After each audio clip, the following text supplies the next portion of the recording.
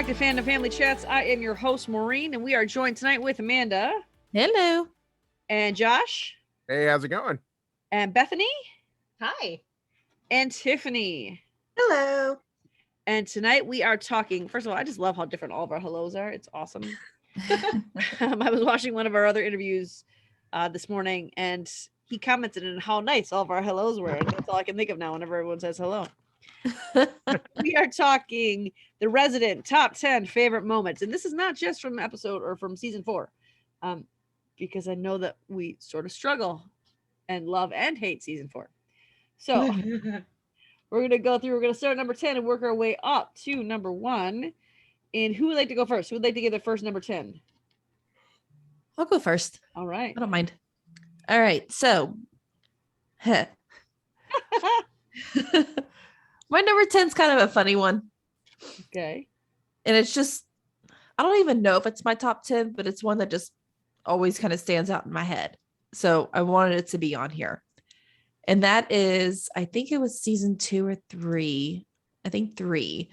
And it was a Halloween episode. And it's when Devin's patient just sits up in the body bag. I vaguely remember that, but I do remember that scene. That's a good one. That's just one that always pops in my head. And Devin is so unprepared for moments like that. It's hilarious. Because he's so logic brained that no, these things just don't happen. And that's it. That's all there is to it. It was hilarious. I think that's season 3. All right. Halloween It would be episodes freaky. are always the best. Yeah. Yeah. I did not write down which season any of mine were.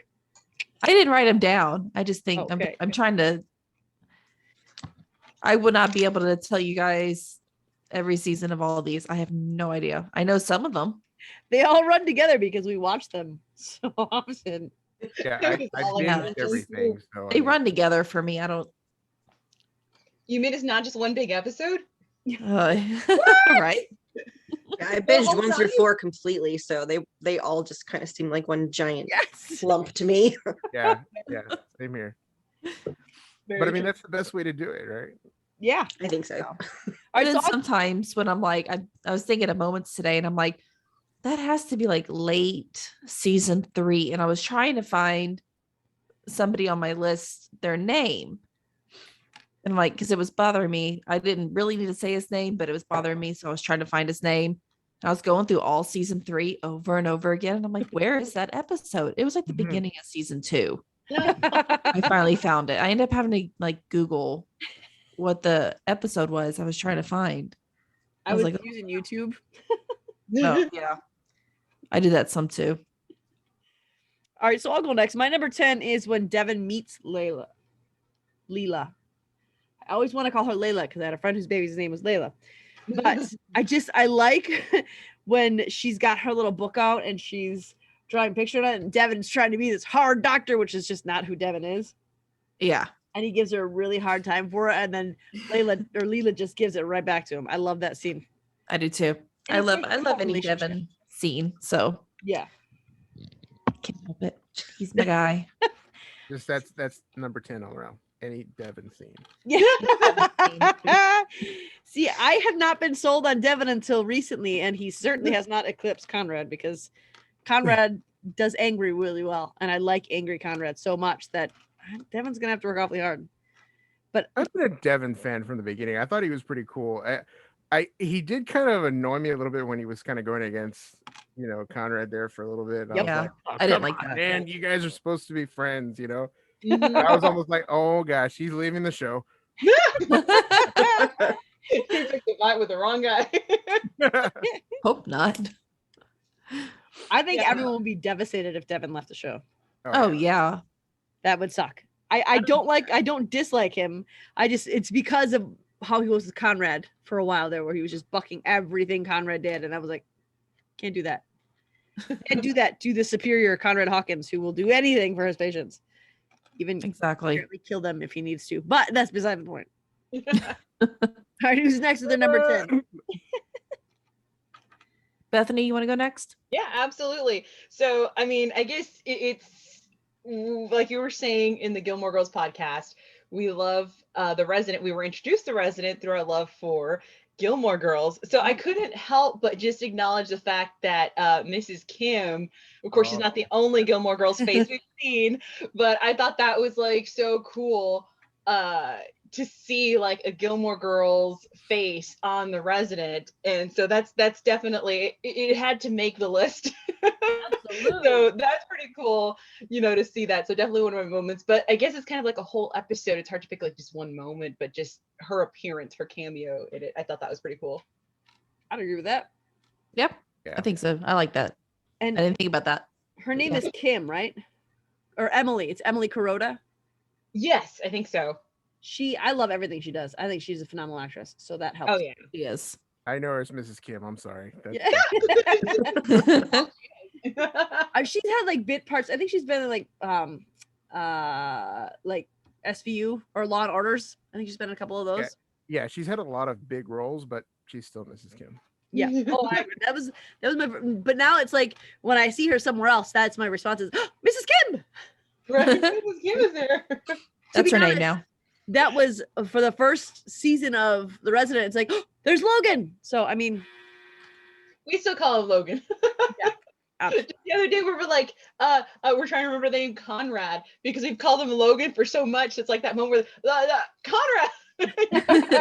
Like say Logan. You can call him Logan. We all know who you're talking about. Right, exactly. We're just gonna say Logan and everybody will get it. And then when there actually was a Logan on the show, Logan Oh Kim, yeah, Oh yeah. he's a bad that- dude. we're like Logan and Logan Kim, so we'd know the difference. Well, and then there's who's his name? Jake, Dr. Bell's son. His name in real life is Conrad. Oh my yeah, God. That's not confusing at all. That'd be very confusing on set. that's how they do their casting. Is how many different times they can relate it to Matt Zucri. There you go. It's a point system, It's Yes. like one if you share a name, if you share a character name.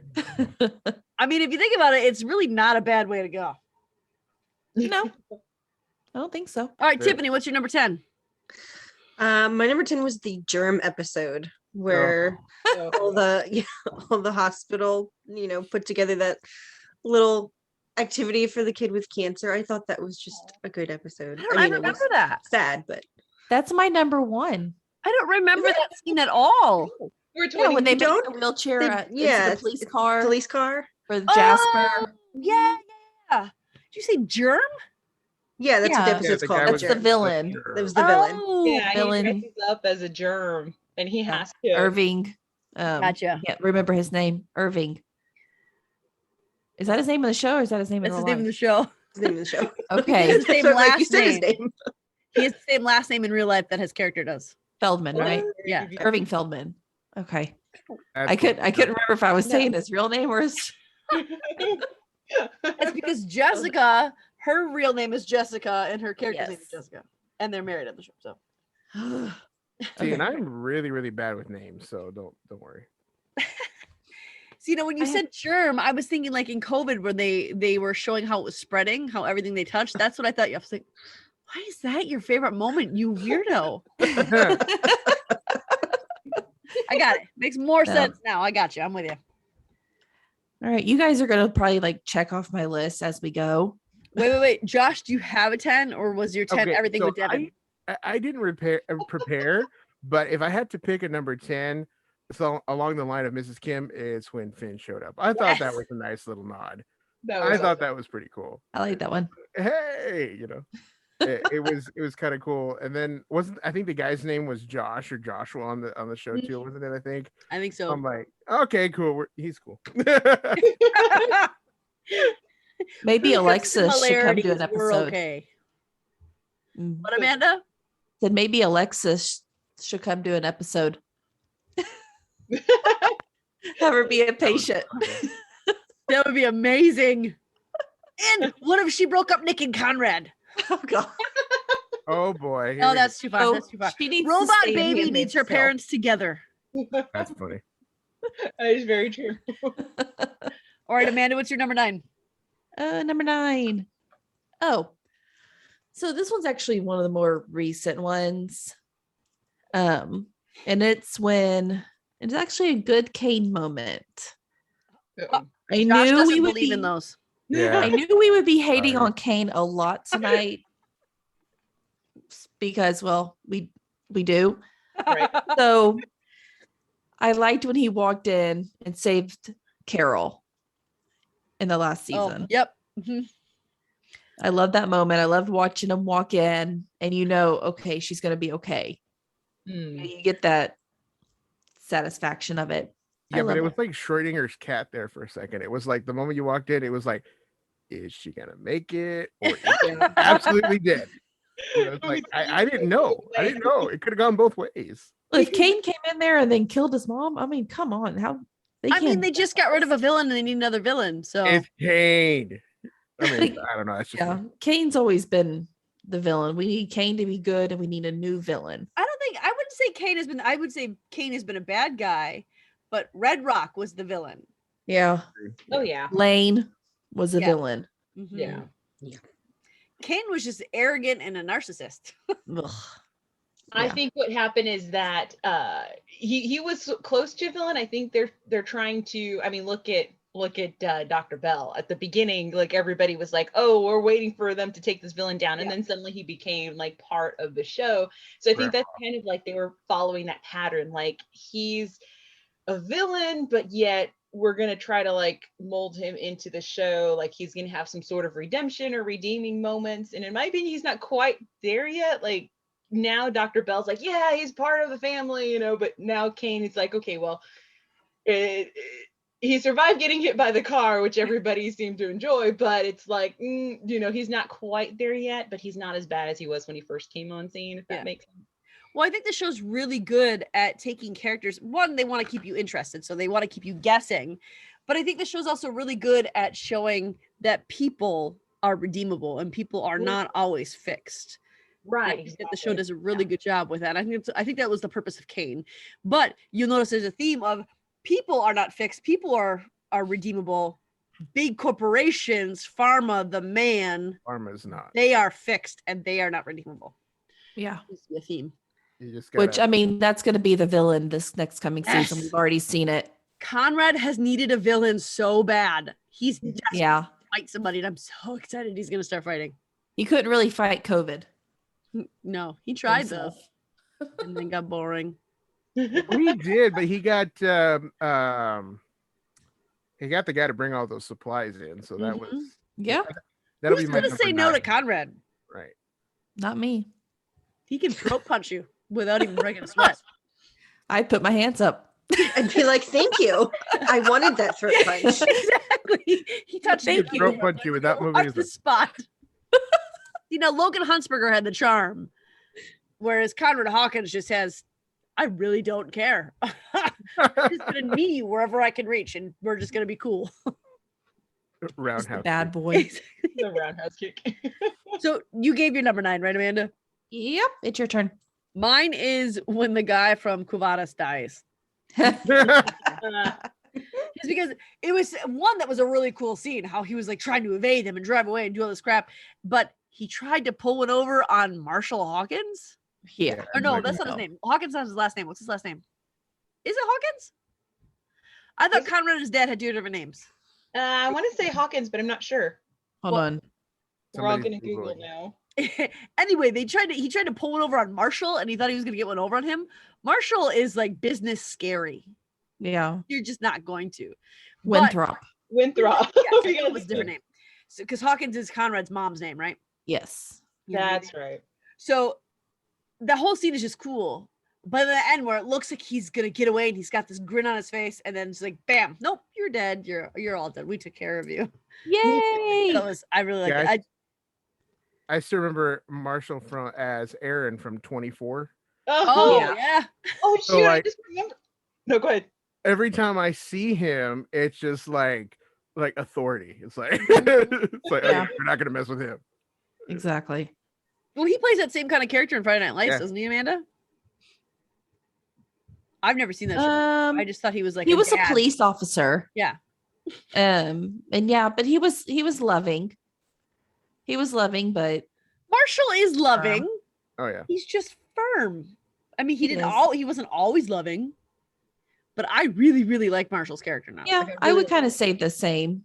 I the love same how kind of I love his character. character after he and Conrad kind of like they made their peace. Yeah. It was just really cool to see that, like now it's even though with all the drama still going on, it's like they're one big happy family and they're able to progress to like the next level. Like now he's a grandfather and Yeah. so I think that's pretty cool to see that, and all the power that he has, and Conrad and the way he is, and sometimes when they come together like join forces and work on whatever it is they're facing. Yeah. I think that's like really cool. It's like you get to see the next step, the next level. So that's pretty cool. Yeah. One that I almost put on my list, so it's an honorable mention, is when Marshall has a medical issue. Bell has to bring him in. He thinks it's from his Crohn's. And he kept saying, I want to be transferred to Atlanta General. And Conrad's the one who had to take care of him in the ER. And his dad kept refusing help. He's like, I know what this is. I don't need help. And Conrad's like, I can't believe this guy. And Nick looks at him and says, oh, are you having flashbacks to 2 weeks ago when you hurt your ankle and refused to let anybody help you? I almost put that in there as one of my favorite scenes. But that's why they didn't get along, is because they're so, I mean, Conrad is a more altruistic version of Marshall, I think, but he is still a very, very similar version of Marshall. They're very, very alike. They're very, very similar in their attitudes and their mindset, in their no, I'm right attitude. So I like any scene with those two together, really. Me too. I think it's pretty cool. And I just remembered, I totally not forgot, but like I just wasn't remembering. Yeah, I forgot. Josh and I actually met him at Comic-Con. Oh yeah. Like Marshall's really I didn't even know what his actual Glenn? name is, but Glenn, thank you. Yeah, a great guy. Really cool. He signed some stuff for us. It was fun. We had we interviewed someone from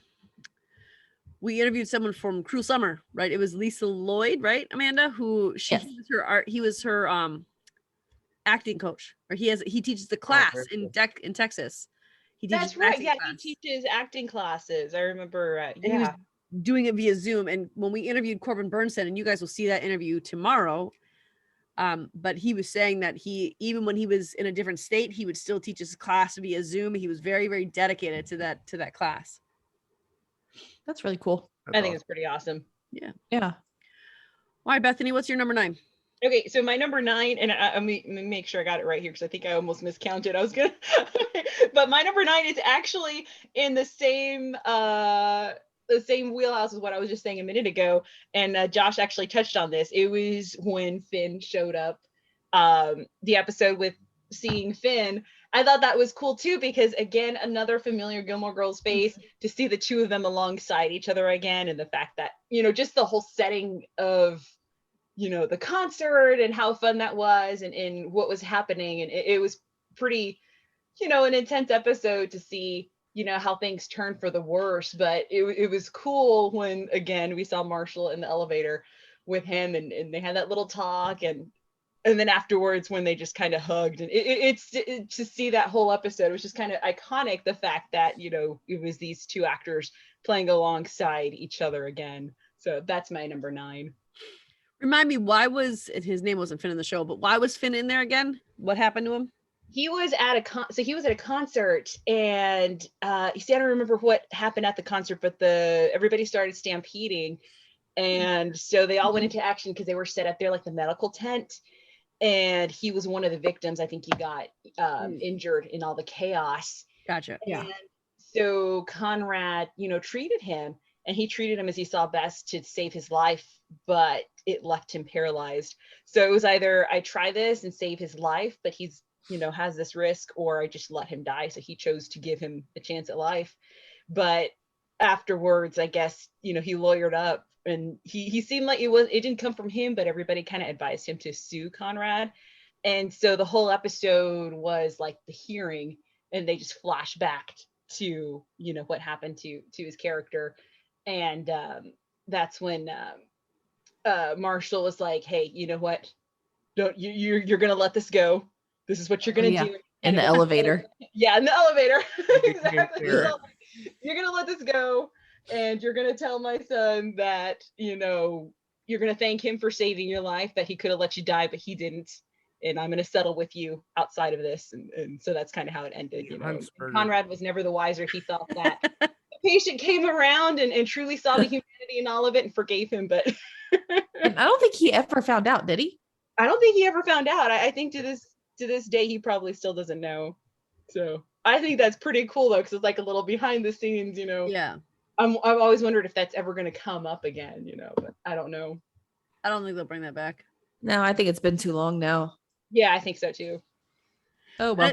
And I think that I feel like the purpose of that was to show that Marshall really did have his son's best interest in heart, rather than just being there as a visual of caring, to actually show that he did actually have an invested desire to see his son prosper and do well and to take care of him. I think that was probably the whole purpose of that.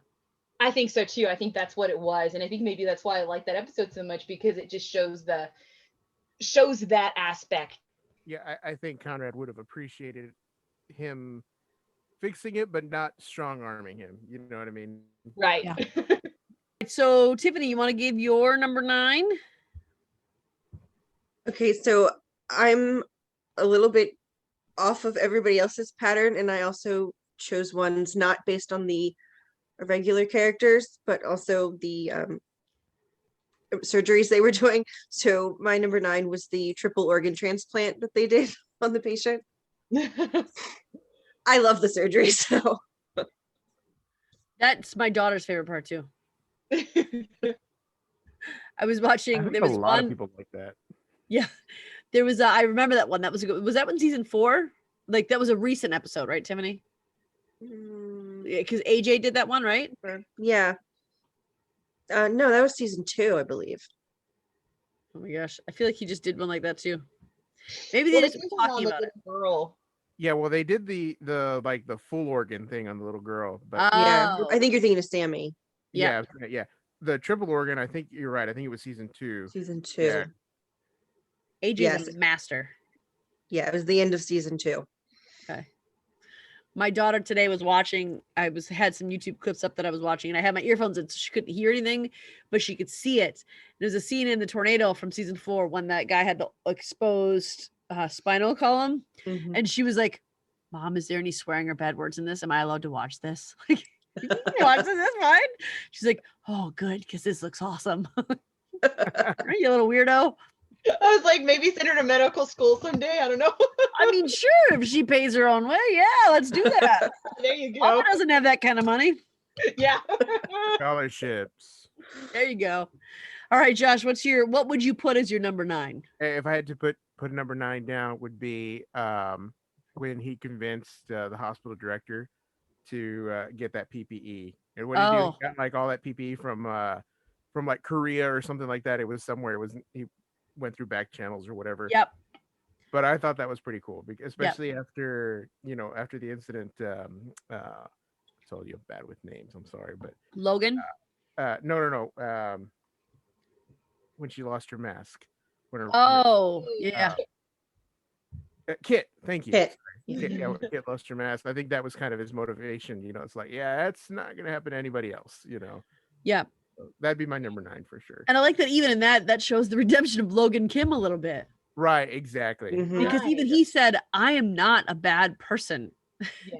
And I'm going to show you, I'm going to lose my job for this. And I'm going to show you that I do actually care whether people live or die. And he tried to keep some composure even afterwards. I think there was like a little bit of a conversation where you could see he was like trying to save face a little bit, but in the end, he knew what was going to happen and he did it anyway. Yeah. Yeah, absolutely. So that was a good scene all around. I like that scene too. That was a good one. Very Mhm. good. Plus he had it's like him having a new big bad, right? Right. Amanda, what is your number 8? Number 8. Okay, so my number 8, I wanted Amina and AJ moment in here. And surprisingly, one of my favorite moments of them is kind of a joking between them two, but in a loving way. And that is when it was season 4, because COVID was here. I think so was the beginning. And he's wearing one of the, the big masks because he has his beard. So he can't wear just the, and she's like, why don't you shave your beard? And they're going through that whole thing. And he's like, because I look so young without it. and you would never take me seriously without it. And all this other stuff. But it was just such a sweet, like real moment. It felt like between two people. Yeah. And it was just nice to see. And I like that little sweet moment between them two.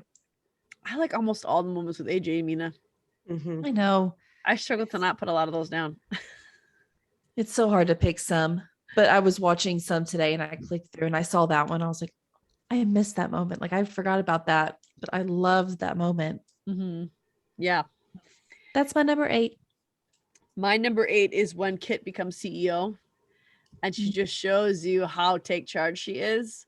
I love that she immediately took on that role. Like even with Kane, like, no, you're going to prove to me that you can come back. And Yeah.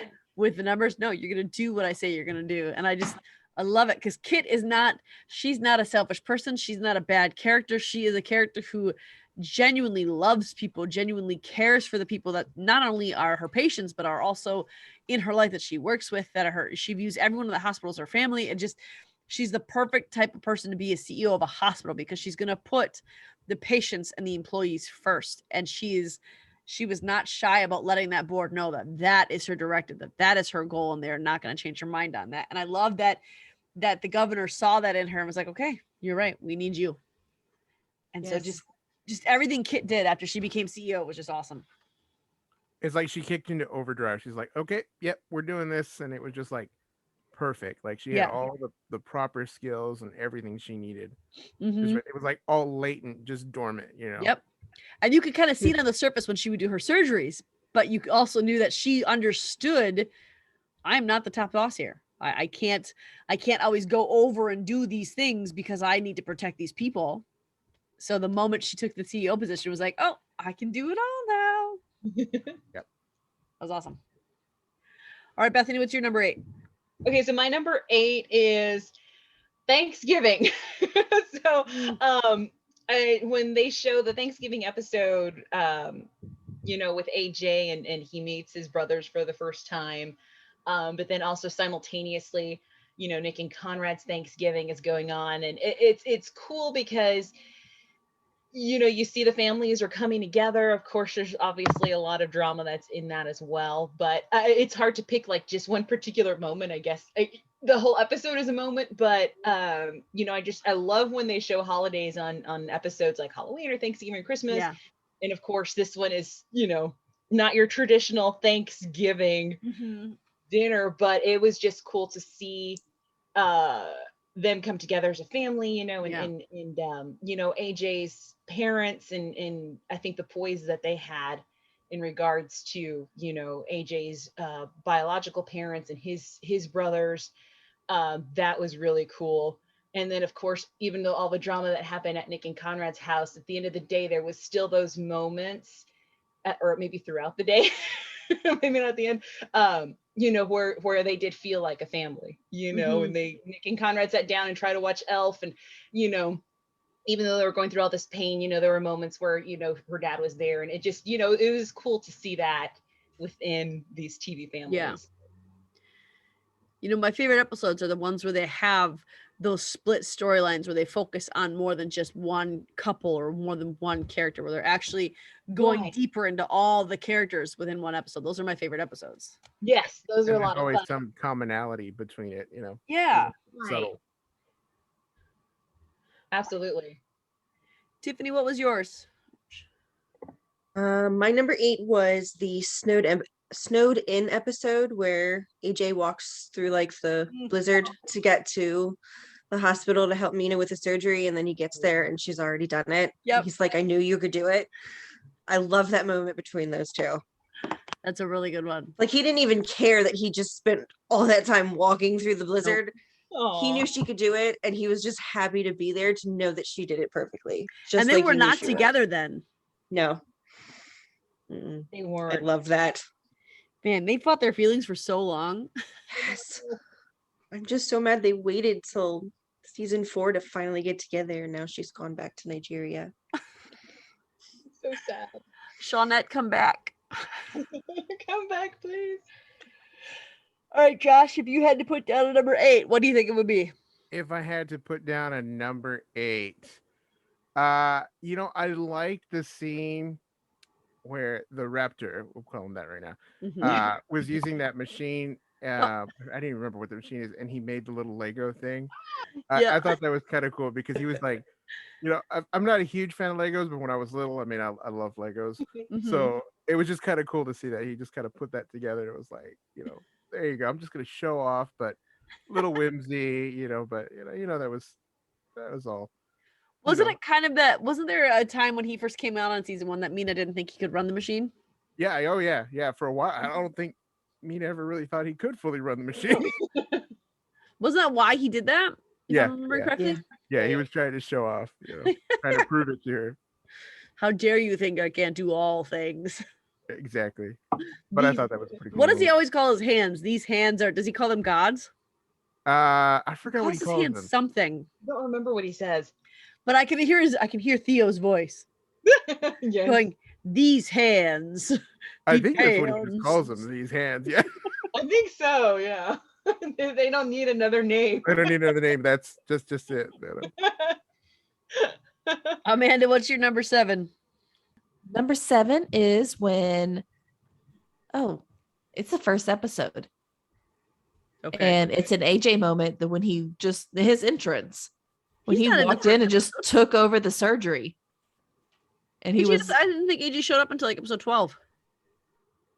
was Yeah, it? he showed up a little later. Okay, it was his first, whatever his first episode was. I remember because he walked in and it was later on because It was the first episode for Because you. Belle went to go meet everything him at a there. barbecue restaurant in episode 12, I think. was it that? I can't remember what episode it was, but Anyway, so when he walks in, yeah, that was just him walking in and just immediately taking over the surgery, telling them they're doing it wrong in just pure AJ fashion. he's got some swagger, that man.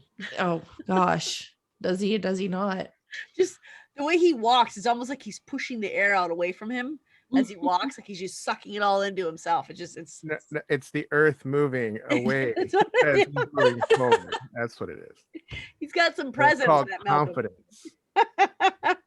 He's amazing. Yeah, that's a good scene. I do like when we first meet AJ, and he's such a, and it's not, I wouldn't even call him like, I don't even think it's arrogance. He honestly knows he's that good. It's almost not even arrogant. I mean, It's like he's but it's that almost good. not arrogant. confidence, but like maybe a little lopsided confidence. Yeah, he's confident, and when he knows he can't do something, he'll step away from it. Yeah. Right. But he knows that there's not a lot that he can't do. So, like, what's the point of stepping away? Yep. I, He's something, man. Oh yeah. My number 7 is every time Pravesh fights for his patients. Oh. I'd forgotten Leah, which is a super important episode. And because I was so focused on season 4 that I forgot previous episodes. Leah was the Black woman who was pregnant and she wasn't receiving the care. She had been complaining about stomach issues. And her husband had gone up to Devin and said, "Listen, my wife, she said she's having pain and no one's checking on her. No one's doing anything with her." Yeah. I And remember that Devin one. came back with a vengeance and he just nailed that nurse to the wall and said, "Why is she not being cared for?" And she said, "Oh, we've been busy." Well, we're not busy now. So why are you not in there caring for her? The Mhm. woman unfortunately ended up dying because she was seen as lower priority. They're making the point that because of the color of her skin, she was not as high of a priority as the other people. And Devin fought messed up. so hard for her. And then with Rose, Devin fought for her to get this treatment. So Devin, when he has a patient, he's all in. And I don't have him as number 7 because I don't think he's as cool as the others. I have I have him at number 7 because there's a lot of moments that I liked. But Devin, when he has a patient, he is solely on that patient's side and he will fight for them. And I think this is why this is why I like Conrad more, because you don't see a lot of Devin fighting, but when he fights to the death for things. He does. He's And I need to loyal. see him fighting more. Yeah, I agree That with was that. my number 7 too. Yep. The pregnant patient that died. Yeah, that was my number 7. That was actually, I don't know if you all read the end of the episode, but it was actually based on true story. Yeah. Kira Dixon Johnson was her name. She died. Didn't that happen in Texas? I like or that they was do there in that. Georgia? I'm sorry, go ahead. Didn't that happen in Texas? I don't Yes, I remember believe the it's state. Texas. Might have been. I believe it was Texas. I was reading about it earlier. I like that they do that in a lot of the episodes, like based on what the episode's about, they'll put little, something at the end of the story, whether it's, about suicide or anything like Mhm. that. They'll put something at the end of the Yeah. episode. I really like that they do that. And it's just, Definitely. it was a really beautiful moment. And I think that one thing that came out of that for me is that as a doctor, Devin was, I had a doctor. I was really sick for a really long time. And my doctor wasn't figuring anything out. He wasn't diagnosing me. He wouldn't even really give me any tests. He wouldn't check out on me. And I was really, really sick for over a year. And I couldn't even function. And so I made a list of all of my symptoms because I wanted to be better. And he looked at my list and he outright laughed at it. And he said, wow, this is a work of art, isn't it? And then told me to Google it and see what comes up. And then he misdiagnosed me 6 times. And my mom found the diagnosis by reading an article. And I asked him, could it be this? And he was like, oh, yeah, maybe it could. And I think the good thing about this that came out for me was Devin, when this patient said, this doesn't feel right, Devin said, okay, then it's not right. Let's look into it. Yeah. And he was saying that the patient is not always wrong, that the patient understands the body. And when you have doctors like Devin, the people watching it, I think it encourages them to fight for their health, to fight for their bodies, because yes, doctors are doctors, but you are paying them a service. You are paying them to help you get well. And if they aren't going to help you get well, what are they doing? And Devin is the kind of doctor who, and that's his philosophy, is no, my patient says something wrong, then something is wrong, whether it's mental or physical, something is wrong with my patient. And the fact that there was someone who wouldn't take that patient seriously just because they didn't believe there was a problem or they felt that they were over exaggerating, it enraged him, because how dare you tell someone that they aren't physically feeling what they're feeling? Mm-hmm. And Yeah, I think that's sad why I part like is- it so much. What? The sad part is that if the doctor can't bill you, it doesn't matter. No matter who Mhm. you are, what you look like, Yeah. you're going to be at the bottom of the pile. If he Mhm. can't bill you, if he can't stack on, that's it. And honestly, I think that's why I like Conrad so much, is because Conrad doesn't care about this stuff. He finds it all BS. I was watching the clip of the episode where they had who was in season 2. Yeah, because it was Devin's first year, Conrad's third year. And they had the training for billing. And it was like, this is called up billing. And it was, they said cute. Like, I don't remember the Yeah, it was acronym. an acronym, right, or something like that. And the acronym was cute. Code up to Excel. That's what it was. Code up to Excel. Yep. And Conrad just looked at everyone in the room. He's like, I'm out of here. And Wow. he was like, good luck. And he left. And I think that's why I like Conrad so much, just because, and I honestly think that it was Conrad's influence that helped Devin be the doctor he is. Mhm. Oh yeah. Conrad Absolutely. is not about the man, and Conrad is not about serving an establishment. He's about serving his patients. He's a Right. maverick. Mhm. Absolutely. And you can see that come out with every season. Devin gets more and more, and I don't need him to be like Conrad, but I need to see more of Devin with his patients, because that's when Devin Pravesh really shines, because he has a compassionate heart for the people that he serves, and he recognizes, I am serving these people. And so every time he fights for his patients, you just see that come through loud and clear. Oh yeah. Bethany, what was your number 7? Okay, so my number 7 is circling back to Mina and Austin. Oh my goodness. So I think it's hard to pick just one. If basically what I'm trying to say is the moment that AJ and Mina finally just acknowledged their love for each other, Mm-hmm. when they acknowledged it, and finally, just realized, hey, we love each other, we're meant to be together. It's hard to pinpoint that into just one moment. So basically every time they're every scene with them. No, but I mean, even right as she was leaving, for Nigeria, and just that interaction they had, and how he communicates with her, and it's lets her know how his family feels about her, and it just, their whole relationship is fantastic. So Mm-hmm. I guess to define that would be the moment where they finally realize that relationship was a thing. And it's just really cool, because we've been rooting for them for so long, they're fan favorites, and their relationship, to see that happen, it was just really cool. So definitely Amy and Mina. I'd agree with that. That was my number 5. So from when we get to number 5, I'm going to give an honorable mention. Yeah, there you go. Sorry. No, that's okay. Tiffany, your number 7 was the same as mine. Did you want to give an honorable mention? Yes, and also Bethany's last one was my number 1. Or was it? We love AJ and Mina. AJ and Mina. We need like t-shirts or something. Okay, my honorable mention would be when Dr. Bell turns in Lane Hunter. Yes. Yeah, I loved that. I'm glad he finally came to his senses and turned her in. I 'Cause really I wasn't sure for a while there. right. Yes. I was just gonna ask if you had that same feeling where there was a moment you're like, oh no, he is gonna screw everyone else over. Yeah, I definitely Oh, felt yeah. that. So I was glad he redeemed himself in the end. Yes, I agree. That's a really good one. Yeah, Belle's kind of the Kane now. You know, he wasn't really ever a villain. He was just, his head was this big. I don't even think it was that. I think he was just, I think he knew he wasn't good, but I think he was desperate to make everyone believe he was that good. So I don't think he was like Kane exactly. I think that he was desperate to have everyone else think he was like Kane. Yeah. Because he was well aware of what his nickname was, I think. Hoda. Hodad, yeah. I'm very Hodad. sure he knows that or knew that. Hodad. Didn't Conrad refer to him to that as to his face at one point? Oh yeah, Yeah. I'm pretty sure he did. absolutely. Yeah. I think mean, I'm we both- just heard it this past season. Yeah. It never went away.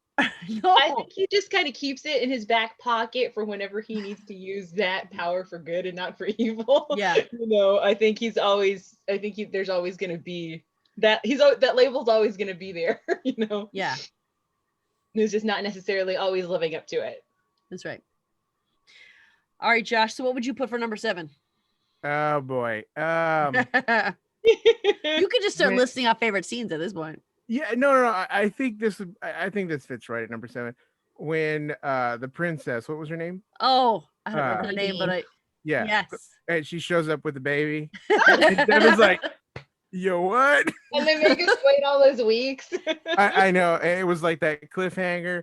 And I was like, yeah, that's definitely happening. And then it's like, okay, yeah, no. After you thought about it for a minute, it's like, yeah, it's not happening. But You know I that still man has think it never would've been a counted great so story. fast. No, I like that as they zoomed in on Devin's face, you could actually see him doing the math with his Oh, yeah. eyes. oh yeah, you could feel it. It was like coming out of the screen. It was like 4D. You know what I mean? It wasn't just. I thought that was great. I thought that was like, yeah, they really went there. Okay. That was a great scene. That really made me laugh a lot. I think And we then were all doing the math. Oh And then yeah. I think absolutely. Irving in that scene was great too. Oh, yeah. Yeah. You can't give Yes. Irving that kind of information and then not expect him to do something with it. Right. There was another clip I was watching today with Irvin and Devin, and the YouTube video was actually called Conrad being a jerk. It didn't say jerk, but it said something else. Being a jerk to Devin for 10 minutes straight. And it was basically all of season 1 clips. Oh no. And it was that one patient who kept swallowing things. Oh, And Devin had to remove it. And he's like, hope to not see you again. And the guy's like, no, you're gonna see me again. But Conrad looked at Irving. He said, please add Devin to your text chain about the what was it? The frequency of removing things from the bowel and how you do it. And Devin's like, nope, that's a no for me. And then you hear his phone ding and Irvin says, too late.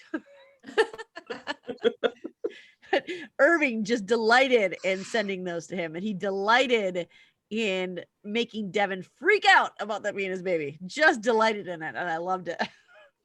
it'd be great if they brought that back. Just a Yes. little, not like make it a whole huge thing, just a little bit of I a. think we've got to see that guy again. He started going to another hospital and It doesn't even have to be him, just somebody else. Just Devin's phone go ding.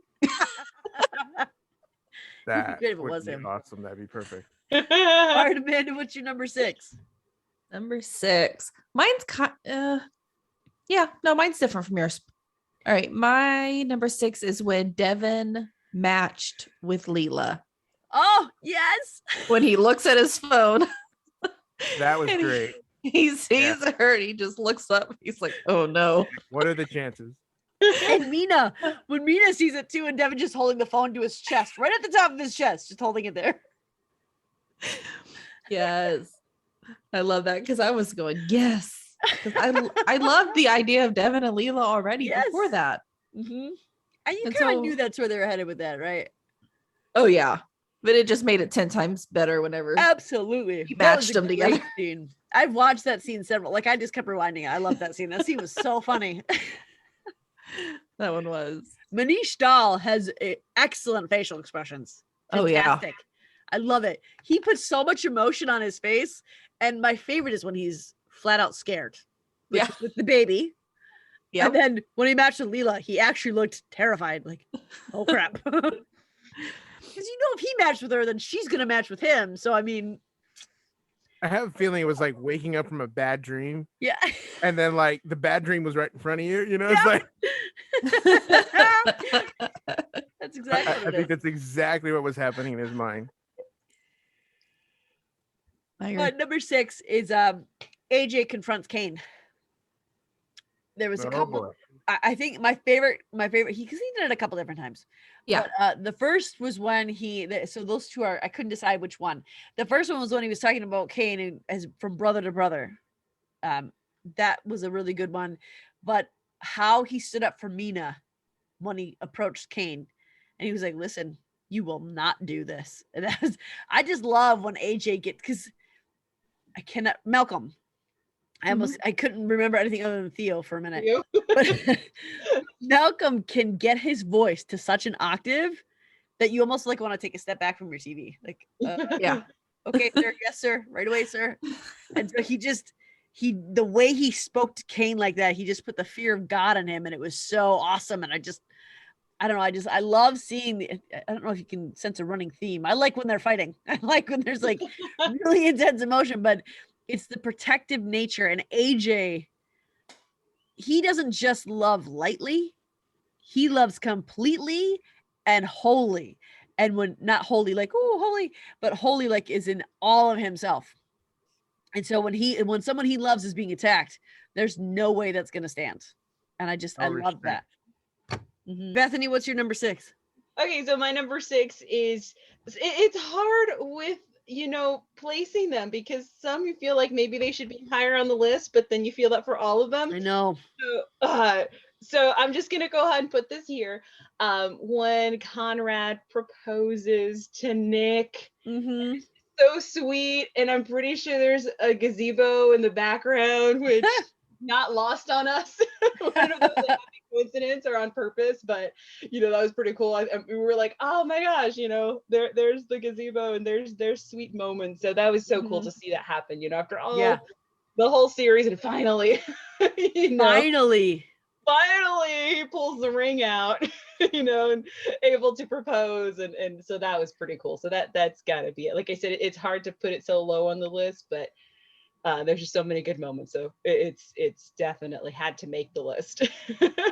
Yeah, that was a really, really good moment. I love that. And it was a little cold, so you could see their breath as they were talking. It was a beautiful moment. I love that. It's just very simple and very quiet, and the lights in the background, and really cool. And he really spoke to Nick when he did that. That was the perfect way to propose to Nick. So it just shows you how much he knew her and what she would want and what would really speak to her the loudest. Absolutely. It was tailored just for them. It was a perfect Nick and Conrad moment. It's like somebody wrote it in a script or something, Weird. It's so weird how that happens, because these are real life characters, and this actually happened. It wasn't scripted or anything. Right, of course, And we're all doctors. Yeah, of course, yeah. I was about to say, and we run the show. We make all the decisions. We do all the things. Amanda, what's your number 5? Number 5 was seeing Conrad and Nick out of the hospital. All the moments. Aww. I always leave. I like seeing their non-Chastain lives. Because really, I mean, the show really, all we really do ever see is inside the hospital. Yeah. So I like those kind of rare moments when we see them at home, or we see them, like even the one we mentioned earlier with them working at the concert. like just seeing them out of the hospital. Yeah. I like all those scenes. And I like the Conrad and Nick scenes of seeing their normal lives. Mm-hmm. Absolutely. Those are always nice to see. There were two that almost made my list, but I didn't want it to have to be all. I didn't want to look like I favor Conrad over everybody else because I don't. I do favor him, but I don't. Really? He's a, Really. it's the Logan in him. You can't fool us. But Burger. the scene when he's playing pool and Nick comes up to him in the bar, she sits in the pool table and they're hugging and she says, I do love you. And you're right. I don't think this time will be the same. And they just hold each other's face for a minute. Like that was such a sweet, sweet moment. It was so nice to see. Yep. And the other one was when, remember when Conrad used to have really bad nightmares? Yeah. And there was one where he woke up from a nightmare and Nick was right there to comfort him. Yeah. And that was also like, I like those scenes. And even with AJ and Mina, like I like seeing them. And even with Devin and the two girls he dated, I liked seeing who they were as a partner outside of that. And not just Conrad, but Nick too. I like seeing who they are as a partner outside of the workplace. Yeah, definitely. I couldn't pick just one or two. Like that would be my whole list if I was like, I'm just going to group them all together. Yeah. What was your number 5? My number 5 was AJ and Mina when they admit their feelings, but I'm going to put an honorable mention here when Mina says, let's get married, but she's saying it for a visa. It's the look on AJ's face and he's like, what? And he's into it on my list. Yeah, he's into it. He's like, yes, let's do this. And then Mina starts being Mina and he's like, wait, no, we're not going to get married because of that. So, but then in the end, he's willing to because she was able to say, no, it's because it's because I want my visa, but it's because I love you. So just come with me.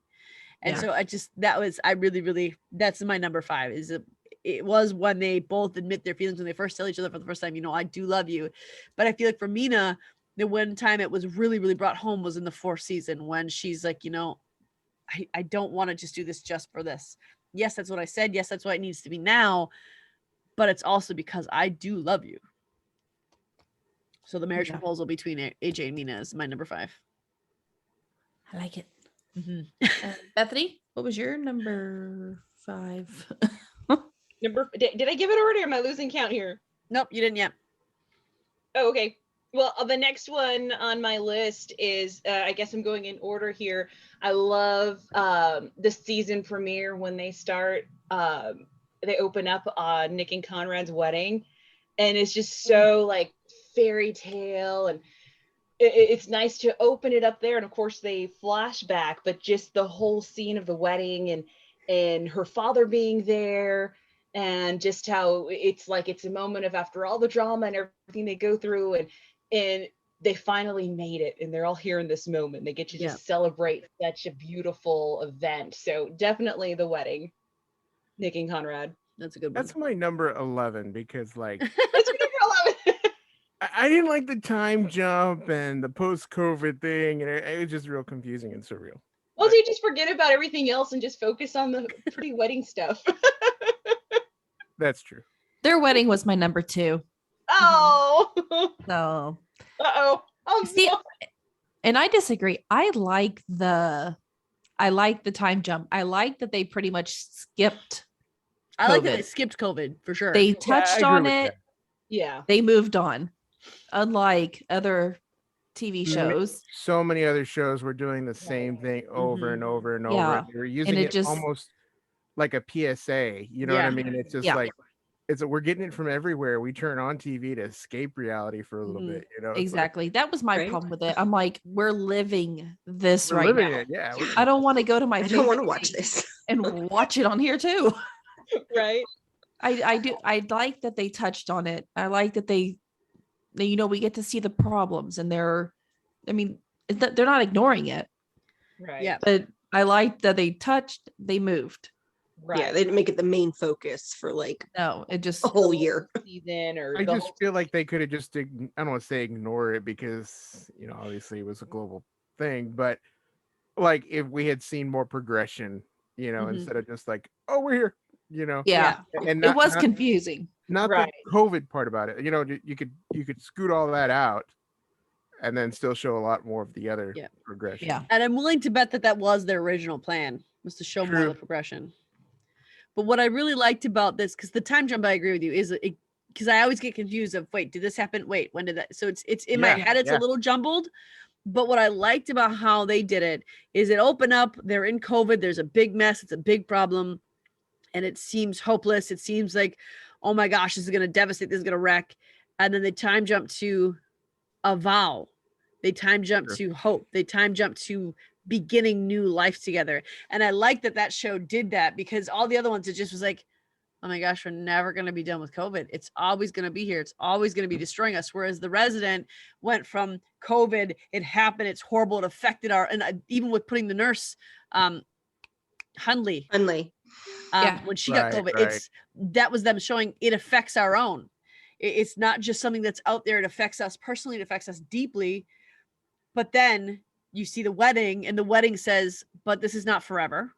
The wedding says it's not always going to be this doom and gloom and death and heartache. There's going to be renewal. There's going to be redemption. There's going to be something that comes out of it that's going to draw us closer, make us better, make us wiser. So Yeah. I like that this show did that because of that reason. Yeah. And it was Yeah. perfect to have a wedding be that message. Yeah. I mean, we had Devin's dad Mhm. who passed Right. from COVID. And, Yeah. they still do bring that up. And I feel like that's okay, because that's showing everybody that, we're going to see lasting effects from it. Mhm. But I don't know. I just like that they completely Yeah. don't Yeah. drag on it. Let me have my fantasy Escape. world. Yeah, escape for something. Yeah. I mean, to have it be relatable, you have to have things that are really happening to you. Yeah. And COVID really happened to a lot of people, and Yep. COVID was a very real thing. So I think that they had to include it in there in order to make it be, because I think that if they didn't, it would have felt too detached. And the reason The Resident is so good is because it speaks to the human condition. It speaks right to you. And to have that just little blurb in there, and to have it like with Devin's dad, the flashbacks, those come back every once in a while. It still is, it's making it a more concrete, relatable show. So I think that they Absolutely. did that well. I hear Grey's Anatomy did not do it well, Uh-oh. but I'm not a watcher of that show. But shows like that who just kept you grounded in the fear, kept you grounded in, you're never getting out of this. This is your life now. Yeah. And The Yeah, Resident and a did lot do of that. shows took it too far.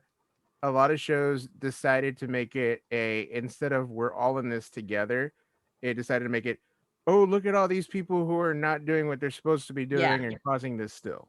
Yeah. Yeah. And it's like, yeah, okay, we get that, but it's kind of like, We can divide ourselves on our own. Thank you. right, exactly. You don't need to divide us, don't need to cause division, for us. We're going to do it on our own. Exactly. Yeah. Yep.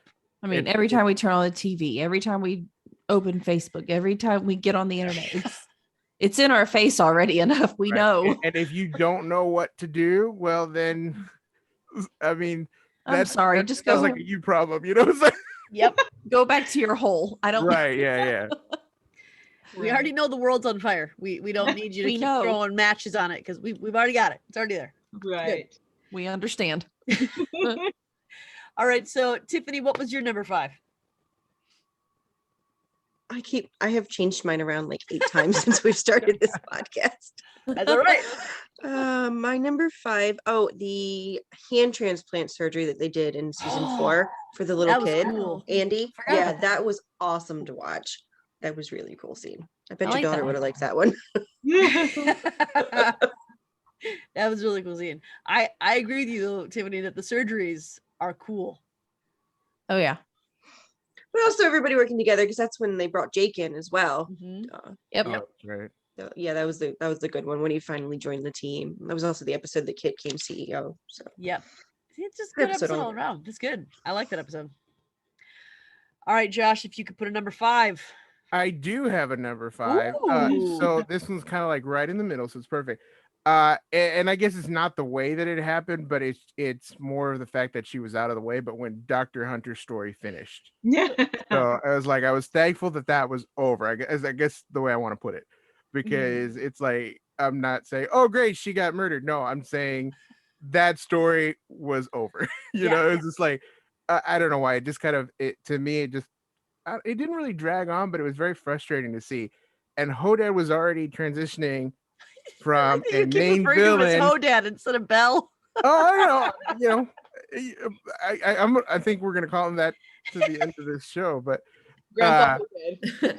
he was already transitioning from Hodad to a more natural person. Of course, the whole grandfather thing wasn't even in play yet, so it was kind of like a few episodes before you were hoping he would be gone.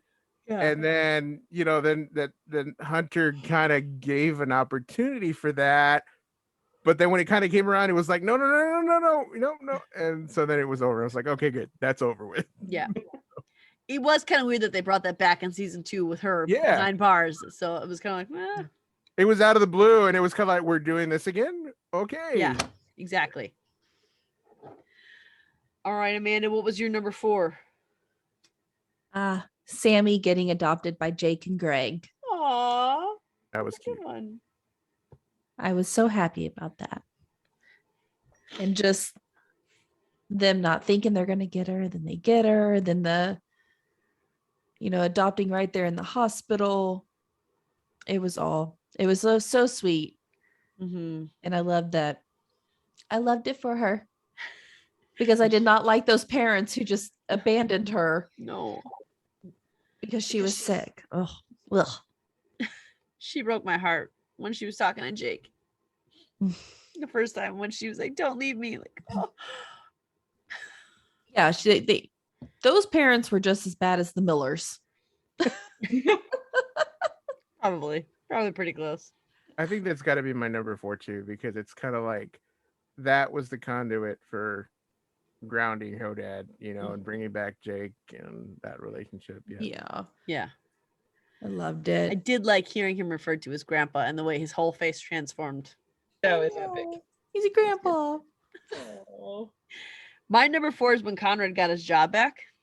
Aw. And in parentheses, I wrote, and every time Conrad fought the big bad.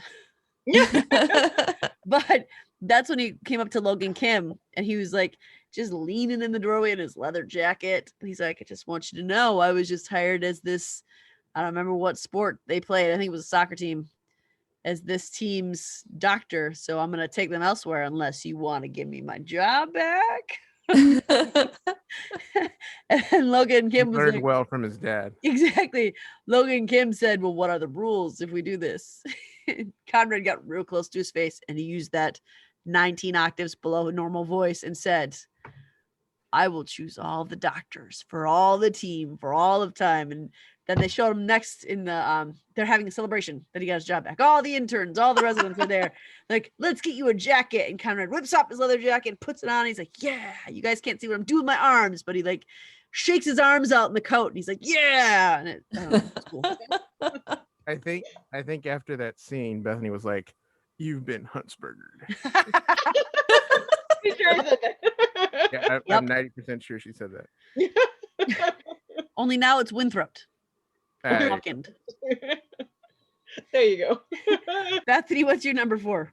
My number 4. Okay, so I don't know if anybody's was planning on even going here, but of course, I mean, you had the proposal, you had the wedding, and everybody was looking forward to the arrival of their baby girl. So I guess it's kind of 2 parts. One, the fact that she's there, and the fact that they actually named her Gigi. Like, hello. Gigi's her name, so that's like a little nod to Gilmore Girls. But of course, the big question that we've all been talking about: what is up with the robot baby? Ah, So, yeah, Somebody's gonna bring it up. I was wondering if are we just gonna completely steer clear of that? I brought up Robot Baby a while ago. Thank you very much. Oh, you did bring up robot baby. I missed it. Because I didn't let us stay there. There you go. You covered it well. Because you knew it was gonna so- be in the top, 3 or 4. Yes, and I figured that was Amanda's number 1. So That's my number 1 most creepiest moment of The Resident. Not one of my favorites. So Bethany, that was your favorite is Robot Gigi? I guess robot Gigi. Yeah. Let's call her robot Gigi. There you go. She's got a name. She has a name. Tiffany, what's your number 4? My number 4 is when Kyle Nevin agrees to donate his kidney to his daughter Jessie. Yes. Finally. That was like his turning point in the show where he finally decided to turn his life around, and I liked that part, Yeah. even though she still dies, but still I still But- like that he finally, agreed to do it and realized Exactly. how important it was. Because he ran at first, didn't he? And then Oh, he yeah. came back. Yeah. Yeah. I remember being so mad. I'm like, Mhm. gosh, Right. this is your daughter. I mean, it's just like, how horrible of a person, how Yeah. horrible of a character is this? Mhm. And then they had the conversation where he's like, I'm scared. And I'm like, oh, and it just rehumanized him. You know what I Yeah. mean? It's like, man, I get that. Mhm. It's like he's scared. And it was just real kind of like grounding and brought that character back. And it was just like, Yeah, oh, absolutely. That was a good scene. And that scene where he's on the bed and he's talking right before he went in there and he was talking about how he felt and how nervous he was. That was just it was really, really good to see that not only was he feeling that way, but he was still willing to go through it even so, even because still. he Yep. realized priorities and he realized what was actually important, what was actually at stake there. And I think that when he first ran, that's why he came back, because I think when he first ran, he wasn't thinking through what it meant if he didn't do it. Mm.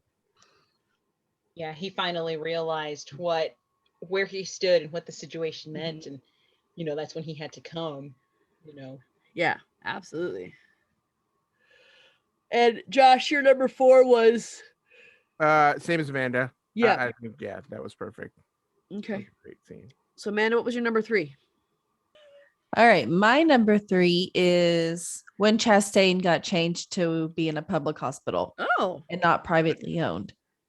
I felt like that storyline was getting so played out, of it going back and forth and people fighting over, they're going to close the hospital. They're not going to close the hospital. Blah, blah, blah's buying it out. Now he's on the board. It would just, I Yeah. felt like season 1 has just been like something's going on with Chastain. I felt like once they went to public, I felt like that worry of who's going to own it, what are they going to do, kind of went away. And it was kind of like, okay, finally we're past that. Mm-hmm. So that's my number 3. I think it's good because it'd be nice to see them actually fight for a cause, and Big Pharma's coming up. So I think that's a better villain than the next owner of a hospital. Exactly. It was just, I was tired of it. Yeah, I'd agree with that. My number 3 is when Irving publicly grabbed Jessica's hand for the first time. Remember when he was like afraid to hold her hand at first, and then right before the elevator, he grabbed, because she was mad at him and she was upset, and she was justifiably hurt that they were together and you won't even give me any affection. And so he publicly grabbed her hand in front of the elevator and he was like, I do like you. I do want to stay with you. And I love Irving and Jessica's storyline. We don't talk about it a lot, but I love their storyline. And I almost put on here in this place, but it's not my favorite moment because it was so sad. But how when Jessica got in that accident, she was too tired, she got in an accident, and they brought her body in. It makes me emotional thinking about, but Irving's reaction to her being brought in was so visceral and so real. And the way he just sat by her side and wouldn't let anyone else take him out of that room. It was just, it wasn't my favorite because it was so sad, but it was so well done. And I love what it showed between Jessica and Irving. It was just so good. And that's what so that almost made my list, but I settled for the hand holding because that's more joyful than her recovering from a brain injury. Yeah. That whole storyline was kind of fun. Not I don't know, it just kind of struck me odd because it was like, oh yeah, we're gonna give her a brain injury. It was just like, oh, okay. Yeah. It was real shocking at first, but and then it's like, you see the recovery and then everything's back to normal, but it's still like you're almost perfectly back to normal after all of that. But I get it. It was, it was a good storyline. It did show affection and emotion. No, I thought they were gonna kill her off at first. That's what I thought. That's what I thought. I was just happy that they didn't kill her off. That's what I was just like, yes. Irving. Now, the guy who plays Irving, I cannot remember his first name, but Mr. Feldman. Oh, no, can't say that because then I think of Corey. And I don't want to think of Corey Feldman. But he's definitely not a Corey Feldman. But he does emotion so well.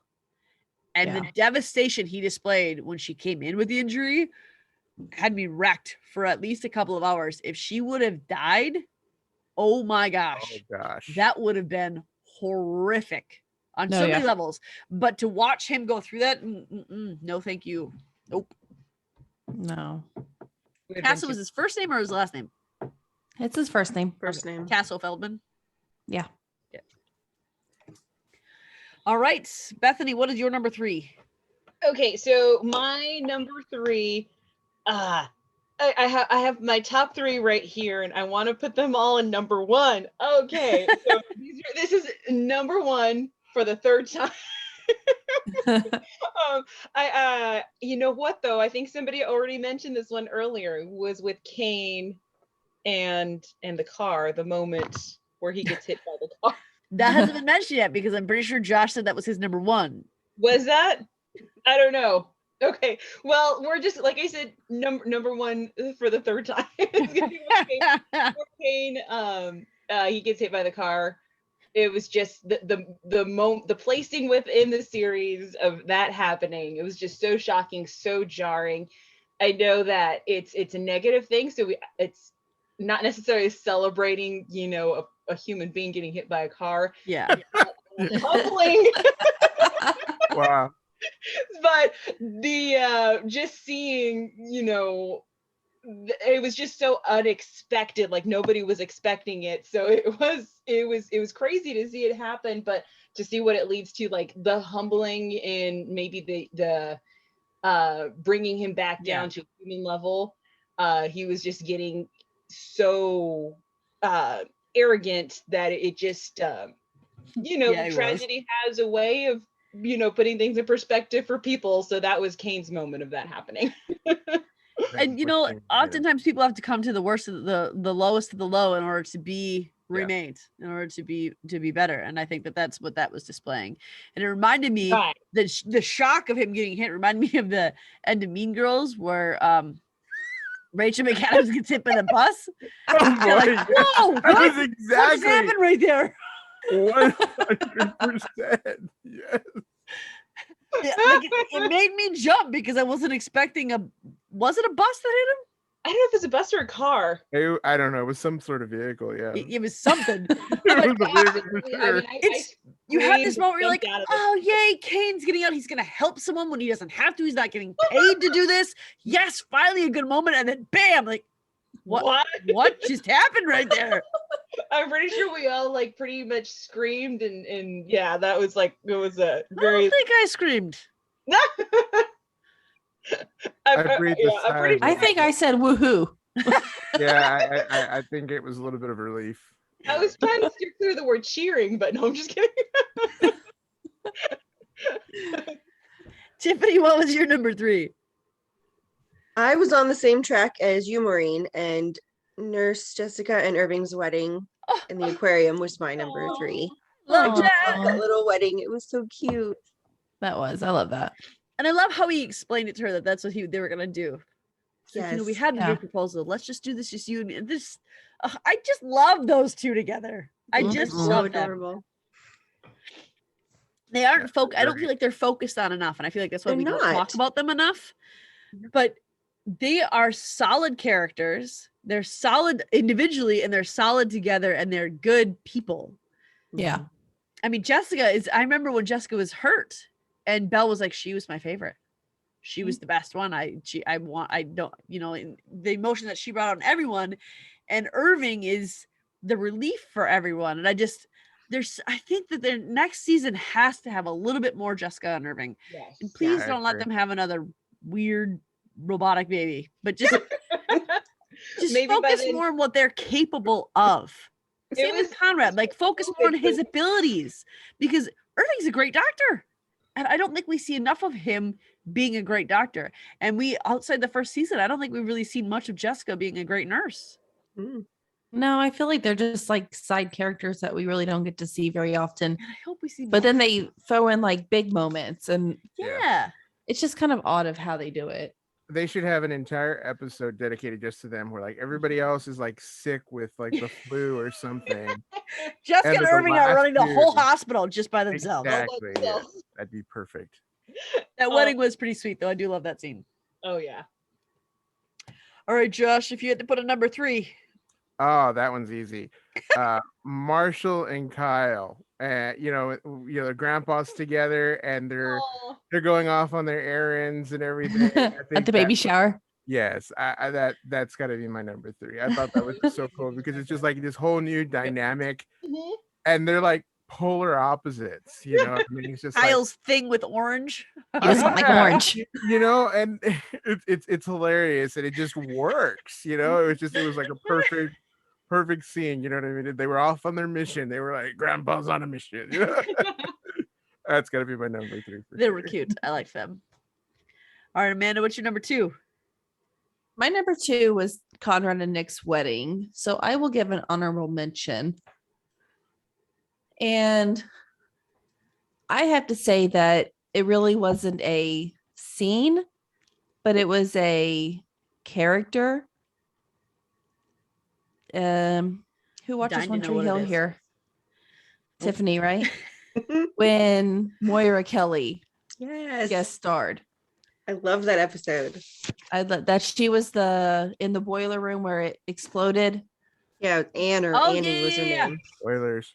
She worked at the hospital, right? She's a janitor or something? I don't think she worked at She the was- hospital. She was she worked on the equipment down there. Oh, Yeah. okay, yeah. I think The so. one that was Conrad's friend. Yeah. Yeah. Yeah. Yep. She's from One Tree Hill. So that was kind of when I saw her on there, I was like, oh, Yeah, I know, screamed she at the was the TV as soon as I mom. saw her face. I'm like, hey, it's Karen. Hey! I got so excited just seeing her. I was like, hey, I know her face. It was how It the was rest nice of us to see. reacted to Emily Kuroda and Finn. Yeah. Exactly. Right. Yeah. Exactly. I got the same feeling with Karen. Aw. That boiler room episode with the kid and everything else, I found that really confusing. Like that whole episode was just really agree. weird. Which It one? was just the boiler room, Oh. with everything exploding and the kid missing. And it was just a real off episode. But I mean, it was a good episode, but it was just, Mhm. I just found it all real confusing. It was funny. And I'd agree with that. It was confusing, but I kind of liked it. I did like it. It was just- different. I mean, it wasn't a bad Exactly. episode. It's it stands out to me. It did. Yeah. It's one of those episodes you just remember. But I mean, you're right. It does. It's kind of a, why is this episode here? Why are we Yeah. What was the purpose doing of this? What's the purpose of storyline? this? Mm-hmm. Maybe But- just to introduce the guest star. Sometimes when they have guest stars on there and that was the focus of the episode. It was just to give you Moira Kelly. Yes. That may have actually been the reason. right. You never know. And I love Moira Kelly. I like her and everything she's done. So that's my number 2. So my number 2 is really, really hard between my 2 and 1. So I'm going to pull Bethany here and say this is my second number 1. Well, actually, I don't know. I don't want to call it my second number 1 either because they're equally my number 1. But it's when AJ and Belle, it's Conrad has been fired, and AJ and Belle are sitting there and they're like, we can figure this out. We can figure out this diagnosis. It'll come to us. It'll come to us. And they're sitting there and they're quiet for a minute. And Belle's like, but it's not going to come to us right now, is it? They're like, nope. And then Belle goes to Conrad for diagnosis help. I love it when he's sitting in the cafe and he's like, these are the symptoms. This is what we got. This is what it is. And Conrad does what Conrad does and he figures it out without even being near the patient. That's another thing I hope they bring back in the coming season because Conrad, that's his sweet spot is diagnosing these. He's better than House because I mean, he's kind of modeled after House a little bit, but he loves what he does and he's so passionate about helping people that he doesn't stop. And even when I like when he's trying to figure out a diagnosis, when he's like, what is it? What is it? What is it? And he has to focus and he has to call up all these other things and he's got to do all these. So it's just, I liked seeing that aspect that even Belle and AJ, Belle was to the point where he was good he was so much improved and AJ was so much more a part of the team that they both willingly were like, let's include Conrad. Let's get his diagnosis help here because we need his help. And I like seeing their humility. I like seeing them realize that okay, this is about the patient, not us. And I like that Conrad was able to be like, yeah, you guys all know I'm awesome. So thanks for finally coming to me. So Yeah, was I my think number 2. having been deployed, he's really, really good at triage. You Mhm. know, so he's got to be like on his feet like in a second. You know, this, Yeah. this. Okay, that's what it is. You know, and I think that's transferred over with all of his other medical training and everything else. You know, being able to triage everything and put everything together and think, think it. I don't know what's the word. Think ahead. You know what I mean? Yeah. Think on think your feet. collectively and on your feet. Yeah. Yeah. All right, Bethany, what's your number 2? Okay, so my number 1 for the second time. No, I'm kidding. My second number 1. I was like, wait, no, we're not number 1 yet. I No, I know. got I'm just kidding. I'm just teasing. I love this scene. I think it's hard to pick which one these next 2, but my number 2 is definitely going to be, I think, when AJ and his family, and of course with previous we've talked about, we can relate to this, Josh and I, when AJ's mom gets the good news, after to find out the treatment was working. Yeah. See all that happen. So, just everything that we've gone through. It's nice to see that scene of that family kind of getting that good news together. And even though their journey is still has bumps ahead for them, as we see in the next couple of episodes for them, but just the fact that that the treatment still worked for her, and then those were just complications. It didn't actually undo the success that they had in that treatment. So I thought that's definitely had to make the list. Tiffany, what is your number 2? What's my number 2? Oh, my number 2, Amanda had already mentioned, was when Jake and his husband adopted Sammy. So I'll do one of my honorable mentions. The internal decapitation episode where Kit performed the surgery to repair it. That was a good one. That was a good Was one. that during the tornado episode? Wait, what did you say? What was it? An accident. Internal decapitation, where Kit had to repair Kit that. repaired it. Okay. Yeah. Yeah, I that don't I was remember like what the season that surgeries was. you're pulling out there. Because I forget what I'm when I was thinking about top moments, I actually forgot what the show was like about. I just kept thinking of like things between the actors and We their should their do a characters instead of top. like, oh, it's about a hospital. What, Josh? We should do a top 10 like surgical moments. Yes. Ooh, yes. Great. Tiffany, I've never seen your eyes get so big, Tiffany. I love it. I think we got a plan. Okay, that's our next resident one. Top 10 surgeries. Yeah, let's do Yes. it. All right. Josh, what's your number 1 or 2? Number 2. Number 2. Okay. Number 2. Okay. So actually, I'm gonna go ahead and switch this up just a little bit.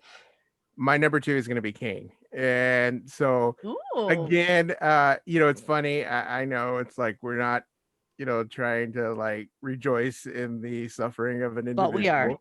But I guess in a way we are, because he got what he had coming to him. Yeah. So I don't know, that whole little arc right there, him getting injured, it being his hands, you know what I mean? He's a neurosurgeon.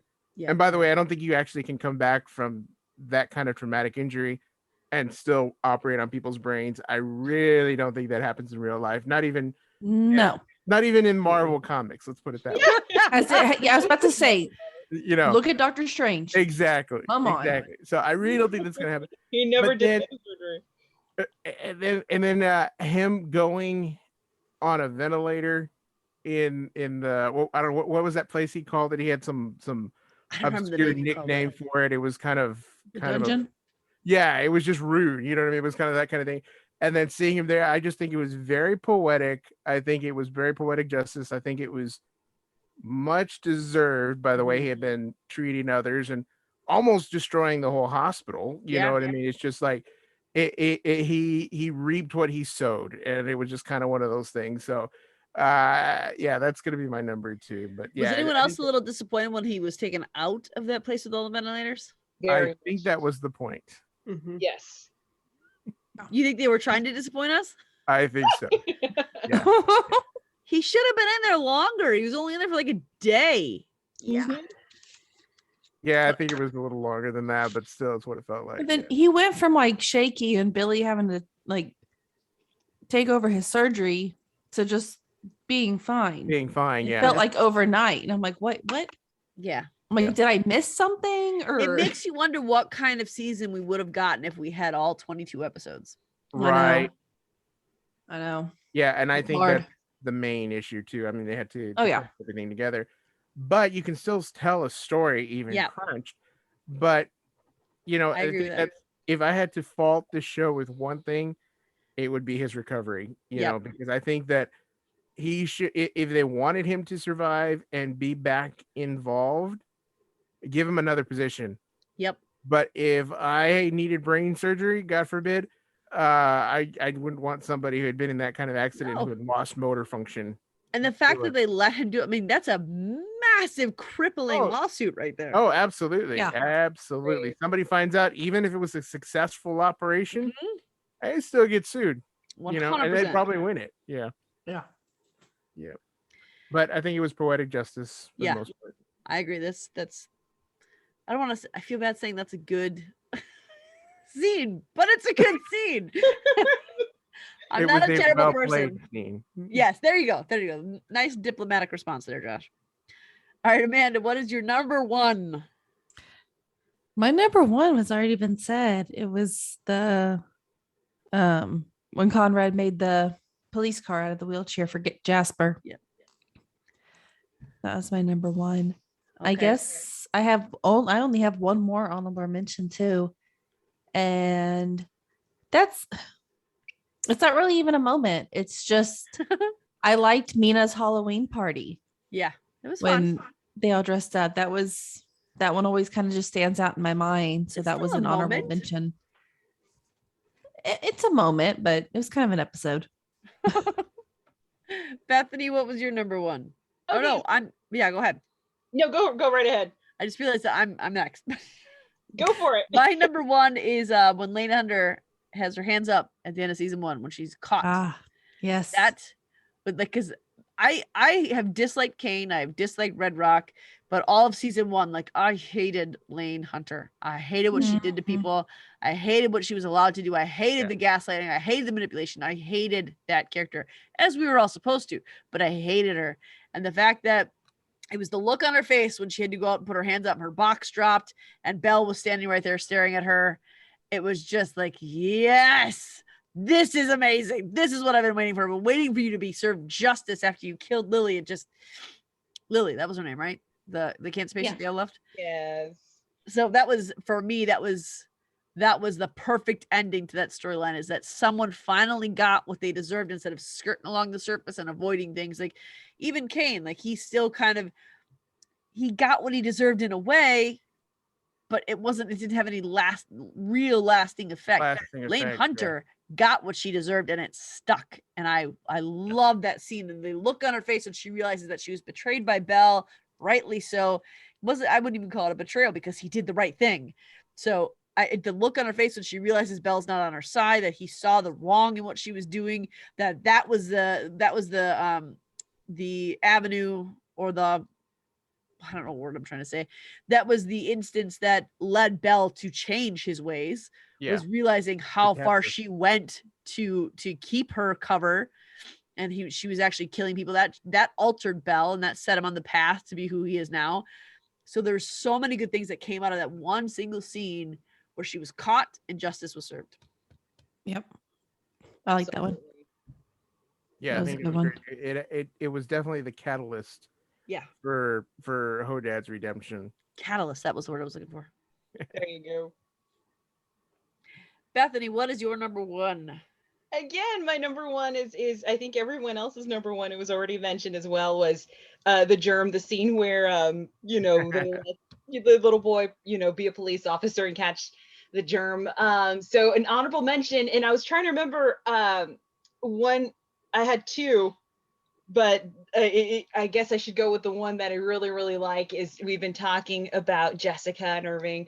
I think when he proposed would be an honorable mention. That was just I such love that scene. a fun moment, that was when everybody got to be involved, and it was just so fun, and there was another moment too that I thought, oh man, that'd be a great honorable mention, but that the one that really sticks out to me is the proposal. So that was very sweet. I did love that one. Yeah. Absolutely. All right, Tiffany, what was your number one? My number one was also sad. It was Mina and AJ finally getting together. So Aw. my last honorable mention was when Nick and Mina opened the free clinic. Oh yeah, Because- yeah. Yeah, I really liked that. I forgot about the whole storyline. I did too. It was Oh so yeah, it was one of my short-lived. favorites. Very It Yeah, short. that was. I was really sad that they closed it. Mm-hmm. Yeah. That was a good one. Yeah, I thought they were gonna do more with that storyline, but I think they were just trying to kind of like, solidify Nick and Conrad's relationship because that guy kept, Yeah. Right. trying to get in the way. But Yeah, there's I so think much they that could have whole done with that. storyline was for just for that. Yeah. I think that's what it was. It was just a means of Nick and Conrad, being together and proving that they were meant to be. But they could have still tried to incorporate the free clinic Yeah. above and beyond that. That would have been cool. And I think they should have, because it just showed such a deeper level of Nick and Mina both. Mhm. I mean, Mina was running it Yeah. out of her apartment before that. I don't know if our listeners remember that, but she had all the meds and stuff in her apartment that she was treating people before that and was about to get in really big trouble. But it just added such a deeper depth to not just who Mina and Nick were as people, but who they were as medical professionals. Yeah. Like, Yeah. they knew their stuff and they were passionate about people. And I just think that was such a great layer that they just kind of ripped out from us, I feel like. Oh That's yeah. a good one. That's a good one. All right, Josh, what is your number one? Oh boy. Okay. So when Sammy wakes up and starts eating that Jello cup, and Hodad is sitting there doing whatever on his computer, and he just kind of looks over He was and like, he sees her asking for a second one. He just throws his hands up, and just that look of awe in his face. It was just like it was just very sincere. It was played very well. It was just Yeah. so sincere, so real. mhm. And just I think that was the final moment where Hodad truly became grandpa. I think it was like that was his total complete redemption moment, and just the look of relief and joy and happiness in his face. It was just like, we did it, this is it. And it was just like, she was whole, he and Jake were whole. It was just it was just that beautiful, Yeah. accumulation of everything coming to fruition, that you would hope for. So I think that's got to be my number one moment so far. Mhm. It I was like just that it was one. played a really good so one. well. That's a It was really that, good. I don't know why I didn't put that on my list. That was really good. yeah, it was almost like you could feel the excitement and Yeah. the love just come right out of the screen. It would just like, Mhm. it was To me, it palpable. It felt was like he saw her whole life before his eyes. Like, Yeah. it's like, okay, she's gonna be okay.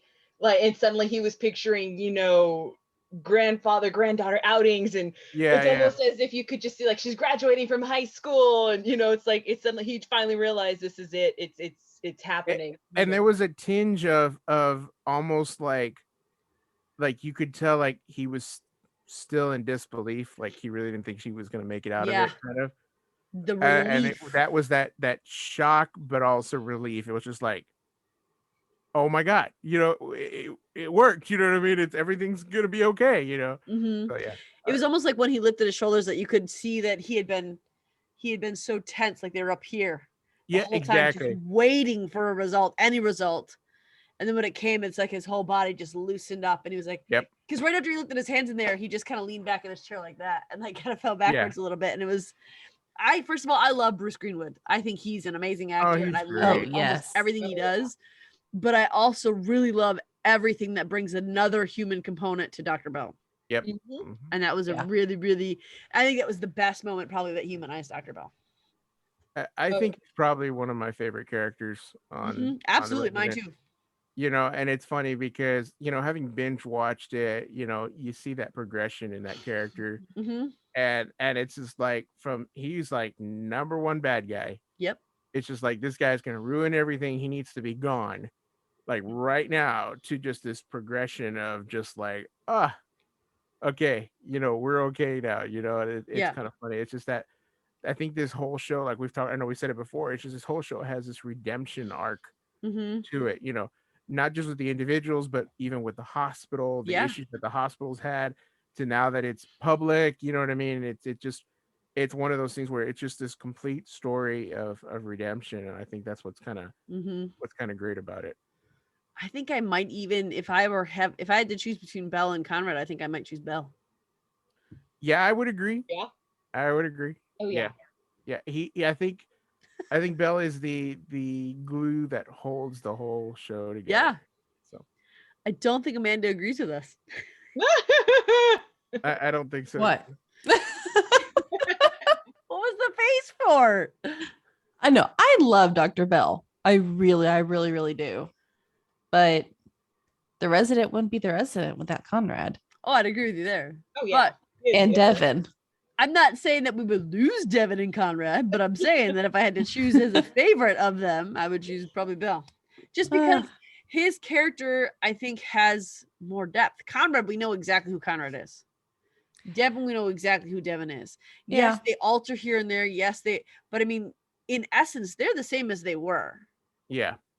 But Belle has learned, even years on, he's become something different than what he was.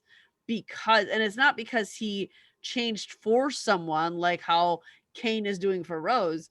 It's because he was able to see through, admittedly through the mistakes of others, that he actually cares for people. He was able to alter his course because he realized, I don't want more people to die. And so you actually saw him alter his priorities, change his priorities, and become a better human being through the show. And so I think that's why I would choose him as a character. I think he's the better character because you see so much more with him. Yeah, you see that redemption, that arc. Mm-hmm. I mean, don't get me wrong. I've said it at least 30 times in this episode alone. I love Mia fighting Conrad. I love Mia fighting Devin. Yeah, I think that would be my honorable mention. Would be the scene where in the bar and that guy assaults Nick and he takes him to the bathroom and just like it's about to like just destroy that man's life. You know, that one. I forgot about that one, but that's a good one. I was more scared for that guy than anything. I know Nick got upset about that. I know she wasn't really happy about him doing that. But boy, oh boy, was he! You don't mess with people in Conrad's life. No, Right. No, sir. Yeah. Okay, does anyone else have any other honorable mentions they want to toss in there before we head out? No. It's hard to pick. No. Moment. I used all my rest of the series that we didn't mention. And it's true because a lot of it is surgeries and procedures, and Tiffany covered at least 4 of those for us. So the next episode we're going to talk all about the procedures, and then we'll have more. I like that. There you go. And I think too that a lot of our top 10 was like every time this character did this, or the entire relationship of this character. So my favorite moment is the whole series. Exactly. We kind of had group moments, and that's okay. That's okay. We would like to hear from you what you think of our top 10s. If you think that we missed some that should have been on there, or what were your top 10s?